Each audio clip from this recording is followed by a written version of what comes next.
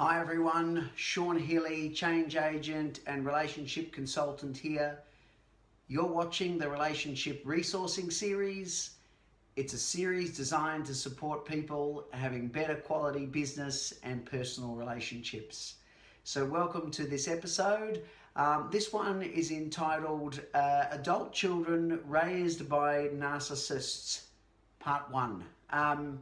This is a huge area. And I really want to, I'm only going to get an opportunity to cover a couple of points here, but it's if you are someone who has been raised by a narcissist, then this is an extremely painful experience with a lot of consequences for you as an adult. So I thought we would go through a few elements of this that hopefully will give insight and support, because I've certainly dealt with a number of people who have been raised by narcissists and are struggling with the present day consequences. I guess the first thing to say is that narcissism is a spectrum. There are a number of fantastic resources on narcissism. I draw heavily off a couple of areas. One is Jerry Weiss. I think it's Jerry Wise, who has a YouTube channel. I think it's Relational Systems.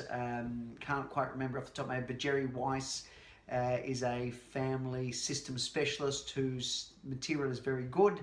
The author of the book, The Narcissist Test, that's Dr. Craig Malkin. There are a number of other wonderful resources. Permission to Exist is another good YouTube series on narcissism. There's a mountain of material out there that you could use to educate yourself on this really challenging area. But like I said, back to the episode now that we've done the kind of the resource plug. I guess the first thing to understand is that the narcissist, this is using specialness as a psychological defense. So at the core, if I'm a narcissist, part of what leads to my extreme behavior is the fact that I have very low self-esteem. I have a fantasy idea of myself, and I've got deeply internalized shame that I am unable to acknowledge. And so what this means is that my behaviors are such that I cannot allow anything that might trigger the shame within me, or anything that might challenge my fantastical idea of myself. And so this makes me behave in ways, in order to kind of continue to uphold this sense of self, I cannot afford to be empathic. I cannot afford to see you as an equal. Part of how I survive is on this idea that I am superior. I might be very overt in that, or I might be quite covert in how I think about myself as this superior individual. But if you're the child of a narcissist, what this means is that you, to a degree, are treated as an extension of their ego, that you are a reflection of them, and you will not be allowed to develop in what's known as differentiation. You will not be allowed to be able to develop in your individuality, because that could be threatening to me as the narcissist, threatening to my self-concept. So it will not, what you will learn is that it's not safe to be you. And if you try, that will be crushed or negated. And wow, that's painful. And to get that message throughout your life that you are not allowed to be you, that has some dramatic consequences as an adult, when you find that this can lead to confusion, overwhelm, feelings of great inadequacy, massive amounts of shame that you probably carry from your parents. Part of how that shame ends up with you is the narcissistic person often excels at what we call shame shedding, a concept that I heard Jerry Wise use, which is because I, you know, and I've talked about this, the idea of hot potatoing our shame, where I cannot sit with it, I cannot acknowledge and process it, so I will spray it out on others, in particular my children. You know, if I'm constantly belittling and criticizing my children, and announcing to them and the world that they once again have not measured up. But like I said, you're in a trap here. They, you know, even though there's a demand for you to rise and to measure up and to make them proud, you will never get the acknowledgement you seek, because, you know, in order for me to maintain my sense of superiority, I always have to stay in the one-up position and keep you in the one-down position. So I will always find something to find fault with. I will always have to find some way to belittle you and keep you in the one-down position. And this is a really painful thing to recognize as an adult, that we are never going to get the approval that we seek. Our parents are never going to be able to validate us, because they can't do that in a healthy way for themselves, let alone do it for us. And what that means is that we have to grieve that.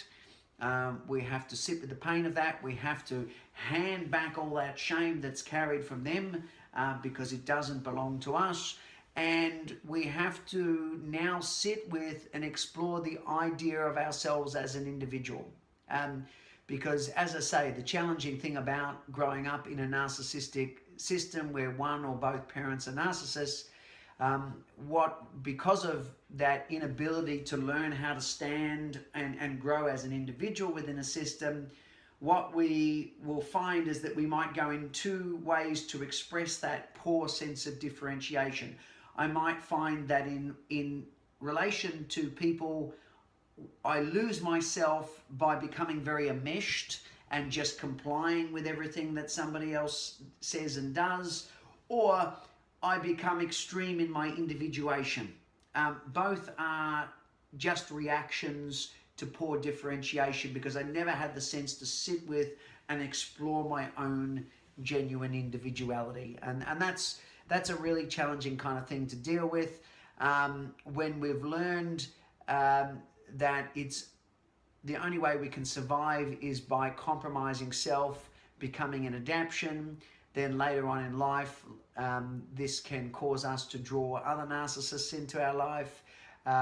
We will struggle to recognize or be with true intimacy and emotional connection, because we're just simply not used to it. And it's really, really painful and challenging. And one of the most difficult elements of it is how much shame is associated around the self, so that as we go to reclaim our own individuality and our own life as an adult on our own terms, one of the things that we're likely to be struck with straight away is a massive shame attack, this real sense of toxic wrongness. And we have to challenge that. We have to really come into a place of recognizing that in the parents' eyes we're never going to be enough, but that's because they are never enough in their own eyes. Rather, we have to find a way to know and embrace our own authentic enoughness. We have to come into what's called self-validated intimacy, to get to really connect for ourselves, generated by self, that sense that we are enough, that we are lovable, that we are worthy. This is just so important to find that. We need to put people around us who are non-shaming and non-toxic. It's fascinating how often I've seen adult children of narcissists end up surrounding themselves with really toxic friendships, toxic personal relationships. And again, if we're thinking about repetition, compulsion, we're trying to heal from the dynamic, so we keep bringing it in, but then of course we behave in exactly the same way as we did previously. It can be a really tough path to walk. So it's challenging to recover from, but if you can find yourself and be with yourself and give the world the privilege of seeing you, even though your parent was too unstable to see you, validate you and cherish you, the rest of us would love it. We'd love to see you. And so I really hope that you can do the work you need to, that you can sit with the confusion until you find you, but you are there. And I really hope that this episode gives you some insight into beginning to reclaim self. And part of that will be the grieving and shame work that you need to do, like I said, and find out who you are, what are the things that you uniquely want to do, and how do we stay connected to self regardless of what kind of feedback we get from others. Because sometimes we can be in our individuation if we think others are supporting us, but the moment we get negative feedback, this can trigger that old cellular fear and terror, and we just give ourselves away and try to figure out what we think other people want from us and go back into that adaptation. It's a challenging road, but so worth it. Again, thank you for watching this episode. This one will have a part 2 to it, so we hope you'll watch that one as well. If you're just tuning into the series, welcome. How you can support us is obviously subscribing to the channel. I do private consultations online or face-to-face, and I also run in-house and public trainings looking at all elements of people and relationship dynamics. It's what I absolutely love, and I really enjoy endorsing the work of other, there's some amazing self-development people out there. Part of my mission is to raise the awareness of other people out there who are doing really, are really putting out some significant contributions. So I enjoy talking about and being inspired by the work of others too. If there's any episodes you'd like me to do, then you can reach me at emergencetraining.com.au. And thank you for watching. So until next time, bye.